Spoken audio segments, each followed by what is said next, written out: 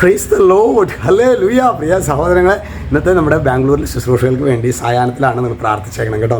ഇന്ന് നമ്മൾ ധ്യാനിക്കുന്നത് തോബിത്തിൻ്റെ പുസ്തകം 5:16 വചനം പറയാണ്, ഉന്നതത്തിൽ വസിക്കുന്ന ദൈവം നിൻ്റെ മാർഗം ശുഭമാക്കും, അവിടുത്തെ ദൂതൻ നിന്നെ കാത്തുകൊള്ളും. പ്രിയ സഹോദരങ്ങളെ, തോബിത്തിന് മകനായ തോബിയാസിന് ഒരു പ്രത്യേക ദൗത്യവുമായിട്ട് പറഞ്ഞയക്കുന്നതാണ്.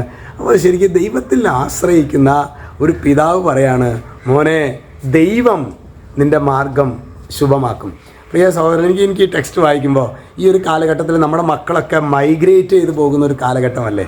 അതായത് അവർ ചിലപ്പോൾ യൂറോപ്പിലേക്കായിരിക്കാം, അമേരിക്കയിലേക്കായിരിക്കാം, ഓസ്ട്രേലിയയിലേക്കായിരിക്കാം. എവിടെ പോവുകയാണെങ്കിലും മോനെ, ദൈവം നിൻ്റെ വഴി കാത്തുകൊള്ളും.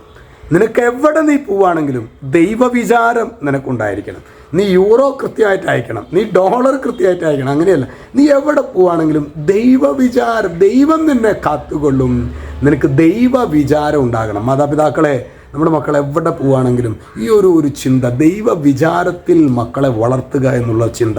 തോബിത്ത് ഈ ഒരു പുസ്തകത്തിൽ നമുക്ക് തമ്പുരാൻ നൽകുന്ന ഒറ്റ കാര്യമുള്ളൂ, ദൈവവിചാരത്തിൽ മക്കളെ വളർത്തുക. ദൈവമേ, മക്കളെ വളർത്തുന്നതിനേക്കാൾ ഉപരിയായിട്ട് ഞങ്ങളുടെ ജീവിതത്തിൽ ഈ ദൈവവിചാരം ഇല്ല കർത്താവേ. ഞങ്ങൾക്ക് എൻ്റെ ദൈവം, എൻ്റെ യേശു എല്ലാം കാണുന്നുണ്ട് എന്ന തിരിച്ചറിവോടെ വ്യാപരിക്കാൻ വേണ്ട ദൈവകൃപയ്ക്ക് വേണ്ടി നമുക്ക് പ്രാർത്ഥിക്കാം. യേശു നിങ്ങളെല്ലാവരെയും സമൃദ്ധമായിട്ട് അനുഗ്രഹിക്കട്ടെ.